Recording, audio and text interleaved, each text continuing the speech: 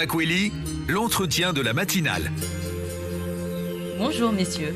Bonjour Yumna, bonjour à tous. Et ce matin, nous continuons nos entretiens pour les élections départementales avec le canton de Ouangani avec ce matin ce binôme composé de Fatima Saïd Chaka et Fahar Madi. Et nous recevons ce matin Fatima Saïd Chaka. Bonjour. Oui, bonjour et merci de votre accueil. Bonjour les auditeurs de Mayotte Première et puis bonjour surtout aux habitants du canton de Ouangani. Alors, oui, candidate à ces élections cantonales à Ouangani. Pourquoi d'abord cette candidature et pourquoi ce binôme Fahar Madi? Alors, pour la candidature, je dirais que c'est motivé par plusieurs facteurs. La première chose, c'est que, on va dire, mes activités annexes par rapport au travail ou par rapport aux associations, j'ai la chance, on va dire, de rencontrer plusieurs personnes dans mon quotidien qui me parlent et qui ont eu la gentillesse de partager des choses avec moi. Et à partir de là, on va dire, je me suis simplement sentie concernée et j'ai eu envie d'aller... Vous aurez pu aller au municipal? Oui, pourquoi les municipales, là, j'ai commencé par là, mais en tant que soutien. J'ai commencé par là, je me suis intéressée à la politique dès l'année passée et par la suite, je me suis dit pourquoi pas. Et d'ailleurs, pour vous dire, c'est pas forcément moi qui ai pris cette décision de partir, je suis honnête, c'est la population qui, en voyant mon investissement pour les municipales, m'ont proposé d'aller plus loin et pourquoi pas de présenter ma candidature pour les départementales. Alors, il y a 5 binômes à Ouangani. Pourquoi est-ce que vous considérez la vôtre beaucoup plus en phase avec ce qu'attend le canton, la population du canton de Ouangani? Alors, plus en phase, je dirais oui. Pourquoi? Parce que, justement, comme je vous disais, c'est eux qui sont venus vers nous.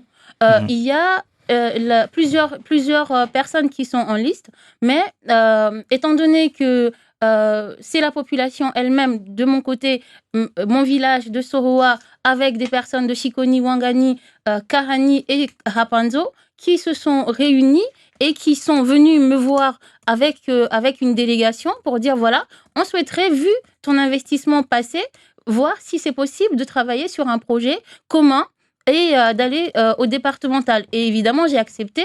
Pourquoi? Parce que je pense qu'il est essentiel aujourd'hui, pour nous, la jeunesse, de ne pas juste rester passif. Votre investissement dans quoi? Alors, tout simplement, dans les élections, Vous avez fait campagne? J'ai fait campagne, totalement. Pour un parti politique? Pour un parti politique, pour un mouvement politique et pour une personne. J'ai soutenu Madame Zeynaba Ridoua pour les élections passées, en effet. Quel est ce projet commun pour lequel la population vous a investi? Alors, on est parti sur plusieurs points. Évidemment, sur le canton, on a plusieurs difficultés qu'on rencontre, que ce soit sociale, que ce soit économique, que ce soit touristique.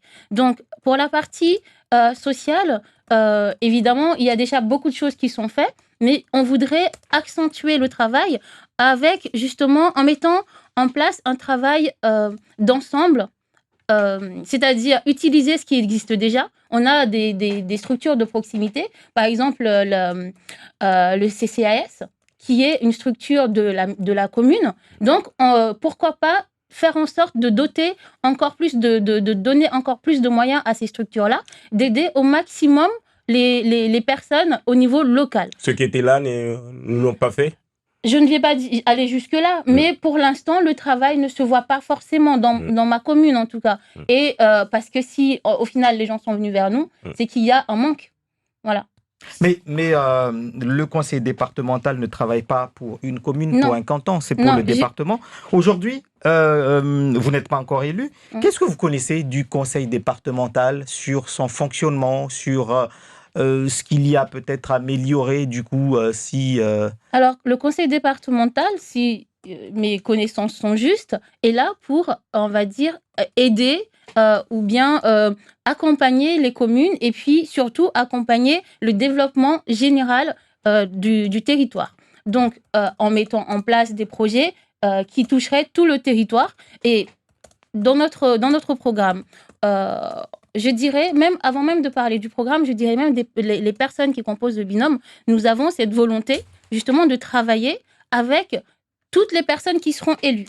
Si la population aujourd'hui nous fait confiance pour nous amener vers le conseil départemental, la première chose qu'on va amener, c'est cette volonté de travailler pour sortir, on va dire, un plan global qui permettrait à chaque canton de trouver sa place et de se développer de manière égale. Est-ce que cela veut dire que vous n'avez pas de programme, que vous attendez une fois sur place pour dresser un programme avec les autres? Alors, évidemment que non, on ne peut pas partir sans rien et dire, voilà, votez-nous, on réfléchira après. Certainement pas. On a un programme. Et justement, pourquoi on parle de plan global?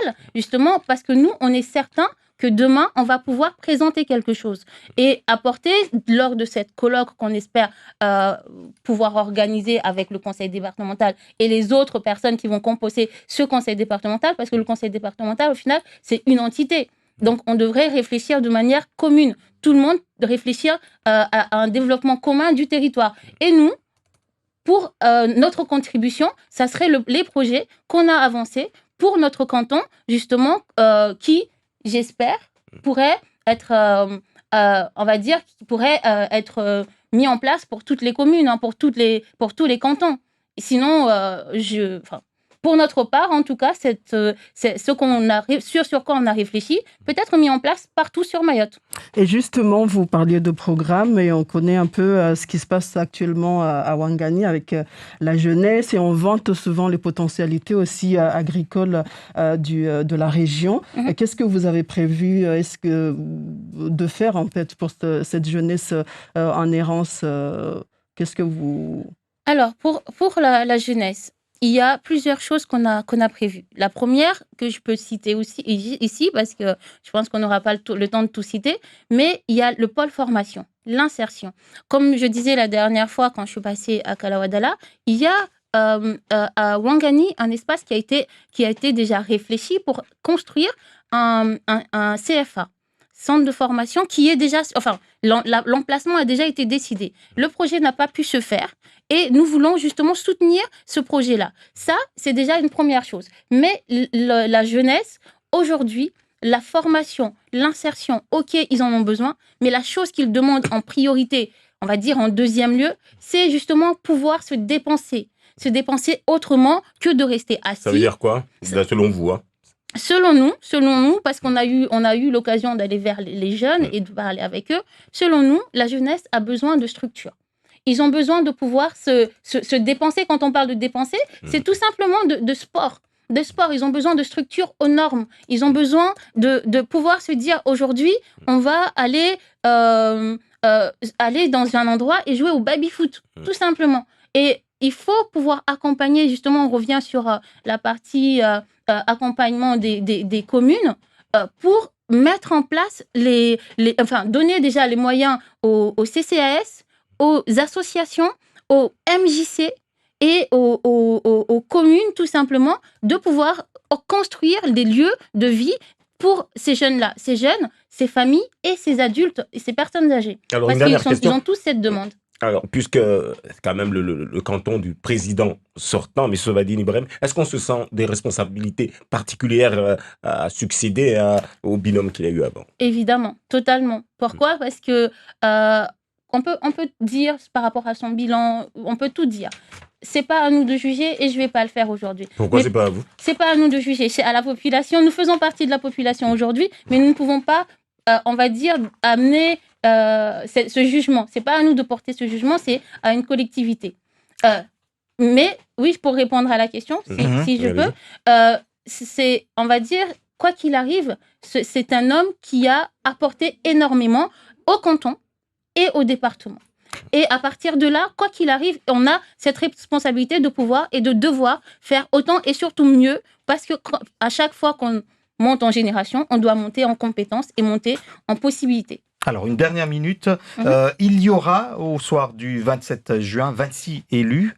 Est-ce que vous êtes optimiste sur les candidats, par rapport à leurs projets annoncés ici, ou est-ce que vous avez des doutes sur certains projets Comment est-ce que vous voyez cette assemblée avec ceux qui se sont exprimés? Est-ce que vous pensez qu'il y a un potentiel? Alors moi, ça vous inquiète? Il y a une chose, je suis plutôt agréablement surprise pour une chose. Pourquoi? Parce que malgré, on va dire, des petits problèmes dans la présentation et autres, tout le monde a envie de travailler et tout le monde a envie d'avoir la possibilité de s'exprimer et d'amener une volonté commune. Et surtout, je n'ai pas entendu une seule personne qui est passée ici dire « oui, mais je vais me mettre dans l'opposition ». Tout le monde a envie de travailler ensemble. Et ça, déjà, c'est une très bonne chose. Merci à vous, donc, Fatima Saïd Chaka, d'avoir été l'invité de Zakeli. Je rappelle que vous êtes candidate donc, dans le canton de Ouangani en binôme avec Fahar Madi.